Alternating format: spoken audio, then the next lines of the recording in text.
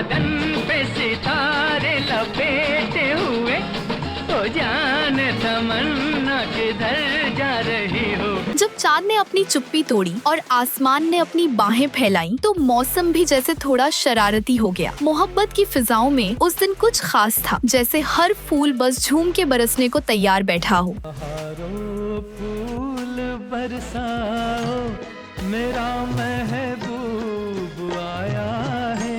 ऐसे ही लम्हों में मोहम्मद रफी की आवाज ने सदाबहार नगमों को जादू बना दिया। उनके सुरों ने दिलों को ऐसे छुआ कि रातों की नींदें उड़ गईं और इंतजार में बैठे आशिकों को उम्मीद की महक मिल गई। उन्होंने सिखा दिया कि अगर किसी की राह देखनी हो तो बहारों से कहो कि फूलों की चादर बिछा दें। एक सदी गुजर चुकी है, मगर रफी साहब की आवाज आज भी धड़कनों के बीच गूंजती है, जैसे वक्त को रोक लिया हो किसी सदी के सुरों ने। उनके गानों में जो बहाव है वो बेचैन दिलों को जैसे ठंडी छांव दे देता है। वो मोहब्बत की कसक को ऐसे बयां करते कि दिल तड़प उठे और फिर उसी आवाज में ऐसा सुकून भी भर देते कि गम भी मुस्कुराने लगे।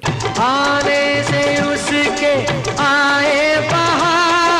रफी साहब की गायकी की सबसे अनोखी बात यही थी, कोई एक रंग नहीं था उनके सुरों में, बल्कि पूरी एक इंद्रधनुषी दुनिया बसती थी उनकी आवाज में। चाहे देश के लिए दिल धड़काने वाले जोश से भरे नगमे हो या इश्क में डूबी रोमांटिक धुनें, कव्वाली की रूहानी तासीर हो या गजलों की नर्म रवानी, भक्ति से भरे भजन हो या शास्त्रीय रचनाओं की गहराई, हर अंदाज में उन्होंने अपने सुरों की मुहर लगाई। हर गीत उनके गले से ऐसे निकलता था जैसे वो उसी के लिए बना हो। यही बहुरूपिया हुनर उन्हें बाकी सबसे अलग करता है। हर महान कलाकार की जिंदगी में ऐसे पल आते हैं जब कामयाबी के झूमर के बीच कुछ फिसलन भी होती है, और रफी साहब भी इससे अछूते नहीं रहे। जहां उनके ज्यादातर गाने अमर बन गए, वहीं कुछ ऐसे भी रहे जो सुनते ही खारिज कर दिए गए। यही तो एक कलाकार की असली पहचान है, बुलंदियों को छूने के साथ साथ आलोचना को भी गरिमा से स्वीकार करना। नमस्कार और स्वागत है आपका 7 एनियाज रिवाइंड में, जहां हम फिल्मों, संगीत और उन किस्सों की परतें खोलते हैं जो वक्त की गर्द में कहीं छुप गए हैं। आज हम लेकर आए हैं एक ऐसे गाने की कहानी जिसे गाया था सुरों के बेताज बादशाह मोहम्मद रफी ने, लेकिन जिसे वक्त ने वो जगह नहीं दी जो शायद मिलनी चाहिए थी। एक गाना, एक कलाकार और एक फैसला जो बन गया हिंदी सिनेमा के सबसे अनकहे विवादों में से एक। तो चलिए आज लौटते हैं अतीत की गलियों में, जहाँ हर धुन के पीछे छुपी होती है एक दास्तान, सिर्फ 7 एनियाज रिवाइंड पर। तो बात शुरू होती है साल 1971 से, जब एक फिल्म आई थी, एक नारी एक ब्रह्मचारी। इस फिल्म को प्रोड्यूस किया था पी गंगाधर राव ने और इसके निर्देशक थे केपी प्रत्यगात्मा, जिन्हें अक्सर उनके शॉर्ट नाम केपी आत्मा से जाना जाता है। ये फिल्म उस दौर के चहेते सितारों से सजी हुई थी। सामने थे जितेंद्र और शत्रुघ्न सिन्हा जैसे दमदार चेहरे, वहीं मुमताज और अरुणा ईरानी ने अपनी मौजूदगी से स्क्रीन पर रंग भर दिए। इसके अलावा सोहराब मोदी जैसे दिग्गज, जगदीप की कॉमिक टाइमिंग, मुकरी और मोहन चोटी जैसे कलाकारों की हल्की फुल्की चुटकियों ने फिल्म को और रंगीन बना दिया। एक मजबूत स्टार कास्ट और दिलचस्प टाइटल के बावजूद फिल्म की कुछ बातों ने उस वक्त लोगों को चौंकाया, और उन्हीं में से एक था रफी साहब का वो गाना जिसकी चर्चा हम आगे करेंगे। दिलचस्प बात ये है कि एक नारी एक ब्रह्मचारी कोई बिल्कुल नई कहानी नहीं थी। ये फिल्म दरअसल पहले से बन चुकी 2 फिल्मों का हिंदी रीमेक थी। 1967 में आई तमिल फिल्म पेनेनी वाजगा और 1968 की तेलुगु फिल्म ब्रह्मचारी। इन दोनों भाषाओं में ये फिल्में काफी पसंद की गई थी और बॉक्स ऑफिस पर भी अच्छा प्रदर्शन किया था। लेकिन जब यही कहानी हिंदी में लाई गई तो वह जादू दोहराया नहीं जा सका। शायद दर्शकों का टेस्ट अलग था या फिर प्रस्तुति में कुछ कमी रह गई। वजह जो भी रही हो, हिंदी वर्जन को वो कामयाबी नहीं मिल पाई जो इसके दक्षिण भारतीय संस्करणों को मिली थी। इस फिल्म के संगीत की बागडोर संभाली थी उस दौर के दिग्गज संगीतकार जोड़ी शंकर जयकिशन ने, जिनके नाम से ही एक जमाने में संगीत हिट होने की गारंटी मानी जाती थी। गीतों की बात करें तो कलम थामी थी 4 अलग अलग रंगों के गीतकारों ने, हसरत जयपुरी, नीरज, अनजान और किरण कल्याणी। इन सब ने मिलकर 5 गानों की एक खूबसूरत माला तैयार की थी। और जब आवाजों की बात हो तो लिस्ट और भी सुनहरी हो जाती है। किशोर कुमार, मन्ना डे, मोहम्मद रफी, आशा भोसले और शारदा जैसे लीजेंड्स ने अपनी गायकी से इन गीतों को सजाया। इतनी बड़ी फहरिस्त के बावजूद जैसा पहले जिक्र हुआ, इन गानों में से एक ने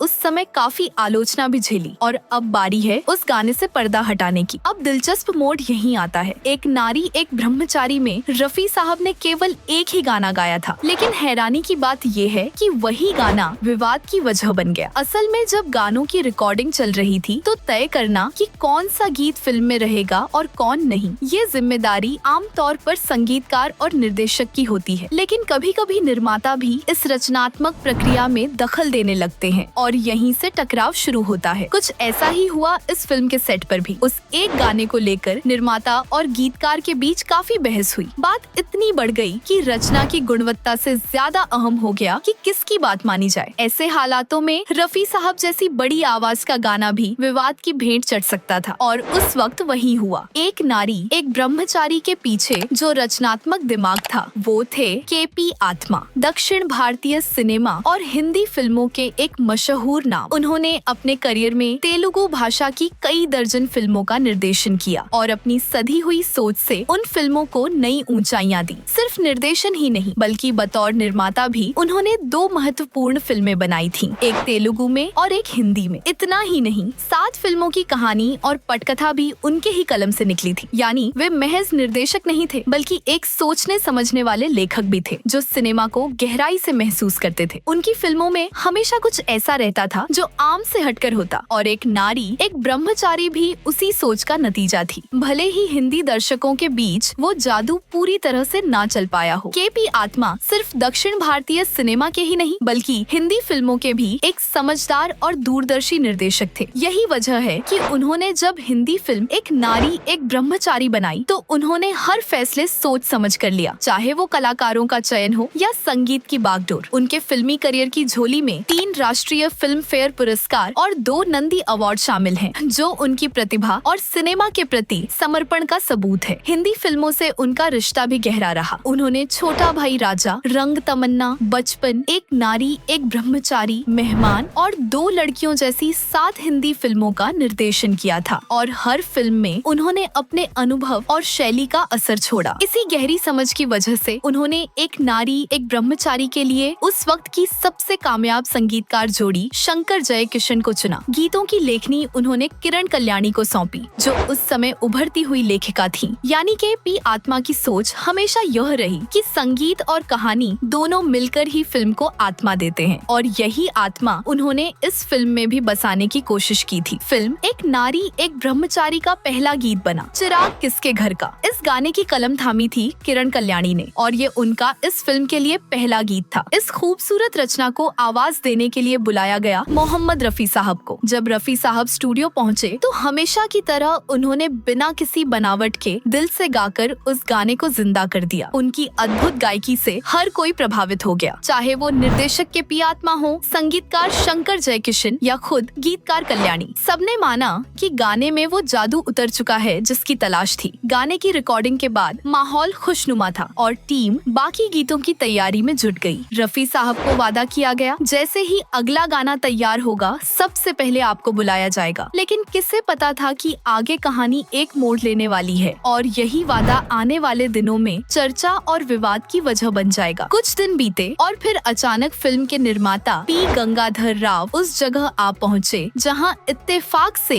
गीतकार किरण कल्याणी भी मौजूद थीं। हल्की बातचीत के बाद उन्होंने कैजुअली पूछ लिया, गीतों की तैयारी कैसी चल रही है। इस पर कल्याणी जी ने बड़ी सादगी से बताया कि अभी तक एक ही गाना रिकॉर्ड हुआ है, बाकियों पर काम जारी है। और फिर उन्होंने वो गाना भी सुनाया, वही गीत जिसे रफी साहब ने अपनी रूह से सजाया था, चिराग किसके घर का। कल्याणी को पूरा यकीन था कि रचना और गायकी दोनों ही गजब की थी और निर्माता को यह जरूर पसंद आएगा। लेकिन जो आगे हुआ उसने सबको चौंका दिया। लेकिन जैसे ही पी. गंगाधर राव ने गाना सुना, माहौल पल भर में बदल गया। उनकी भौहें तन गईं और वो झुंझलाहट से बोले, ये क्या बकवास है, ये कोई गाना है। उनकी आवाज में नाराजगी साफ झलक रही थी। उन्होंने तीखे लहजे में कहा, ये फिल्म तो एक हल्की फुल्की कॉमेडी है, इसमें ऐसे रोने धोने वाले गाने कहाँ फिट होते हैं, कौन सुनेगा इसे। किरण कल्याणी थोड़ी हैरान तो जरूर हुई, लेकिन उन्होंने शांति से जवाब दिया, मैंने ये गीत फिल्म के सीन के हिसाब से लिखा है। जिस मोड पर ये गाना आता है वहाँ ये भावना जरूरी है। लेकिन राव साहब टस से मस नहीं हुए। उन्होंने 2 टूक कह दिया, मुझे न तो ये गाना गाना पसंद आया और न ही इसके बोल। और रही बात रफी साहब की, तो उन्होंने भी इसे बस औपचारिक तौर पर गा दिया है, इसमें वो बात नहीं है। यह सुनकर कल्याणी जी स्तब्ध रह गयी। उन्हें यकीन नहीं हो रहा था कि जिस गाने को निर्देशक और संगीतकार सराह चुके हैं, उसे निर्माता इतनी आसानी से खारिज कर रहा है। और सबसे बड़ा झटका तो यह था कि मोहम्मद रफी जैसी आवाज को भी साधारण कह दिया गया। पी गंगाधर राव की कड़ी बातों ने किरण कल्याणी को अंदर तक आहत कर दिया। उन्होंने ठंडी सांस भरते हुए संयम से जवाब दिया, अगर मेरी लेखनी आपको इस कदर साधारण लगती है तो फिर शायद मैं इससे बेहतर कुछ नहीं दे पाऊंगी। बेहतर होगा कि बाकी के गीत किसी और से लिखवा लें। ये कहकर उन्होंने खुद को इस प्रोजेक्ट से दूर करने का इशारा दे दिया। यह बात जब शंकर जयकिशन तक पहुंची तो उन्हें बेहद अफसोस हुआ। उन्होंने तुरंत पी गंगाधर राव से बात की और खुलकर अपना पक्ष रखा। जो गीत हमें पसंद आया, जिसे एक सधे हुए निर्देशक केपी आत्मा ने सराहा, वो आपको कैसे बकवास लग सकता है? शंकर जयकिशन ने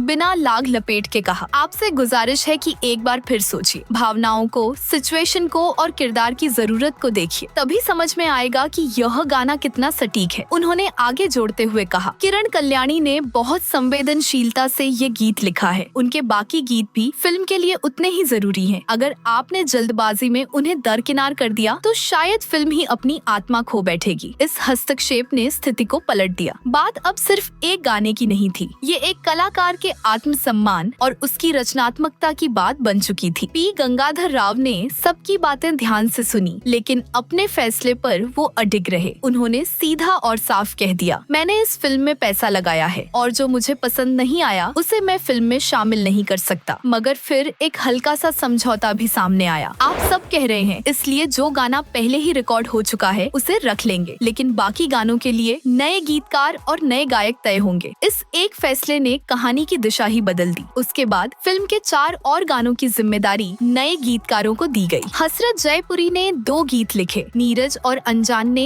एक गीत में अपनी कलम चलाई। इन सभी गानों को किशोर कुमार ने आवाज दी, जिनकी उस समय लोकप्रियता शिखर पर थी। यहाँ तक कि एक पुरुष युगल गीत भी था, जिसे पहले किशोर कुमार और मोहम्मद रफी की जोड़ी गाने वाली थी, लेकिन अंत में वह गाना भी किशोर दा और मन्ना डे की आवाज में रिकॉर्ड हुआ। इस बदलाव ने न सिर्फ फिल्म के म्यूजिकल टोन को बदला, बल्कि यह भी दिखा दिया कि एक निर्माता की पसंद और नियंत्रण कैसे पूरी संगीत योजना को नई दिशा दे सकता है, भले ही कलाकार और संगीतकार कुछ और सोच रहे हों। आइए अब थोड़ी देर के लिए मोहम्मद रफी साहब की आवाज में गूंजते उस गीत की कुछ झलकियों को महसूस करें।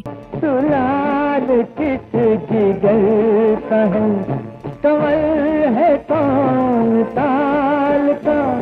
हालांकि सच यह है कि यह गीत कभी दर्शकों का चहेता नहीं बन पाया, न उस दौर में और न ही आज इसे बाकी गीतों की तुलना में कम सराहा गया। शायद वजह ये रही कि यह गीत न तो फिल्म की हल्की फुल्की रफ्तार में पूरी तरह फिट हो पाया और न ही इसकी धुन या बोल कुछ खास प्रभाव छोड़ पाए। लेकिन फिर भी रफी साहब की आवाज में जो ईमानदारी थी, वह इस सीधे सादे गीत को भी एक गरिमा दे जाती है। यह गाना भले ही उनकी सबसे यादगार पेशकशों में ना गिना जाए, लेकिन उनके सुरों की सच्चाई इसे आज भी एक शालीन सम्मान देती है। तो ये थी उस भूले बिसरे गीत की कहानी जिसने रफी साहब की आवाज में जन्म लिया, पर वक्त की भीड़ में कहीं खो गया। यह किस्सा सिर्फ एक गाने का नहीं, बल्कि उस जज्बे का है जो हर कलाकार अपने काम में डालता है, चाहे वो सराहा जाए या नहीं। कभी कभी बेआवाज कहानियों में भी सुरों की हल्की सी गूंज बाकी रह जाती है, बस सुनने वाला चाहिए। अगर आपको यह कहानी पसंद आई हो तो जरूर लाइक करें, शेयर करें और सब्सक्राइब करना न भूलें, क्योंकि ऐसे ही और भी दिलचस्प किस्सों के साथ हम फिर लौटेंगे 7 एनियाज रिवाइंड पर, पुराने वक्त के नए रंग लेकर। फिर मिलेंगे एक नई दास्तान के साथ। तब तक के लिए नमस्कार।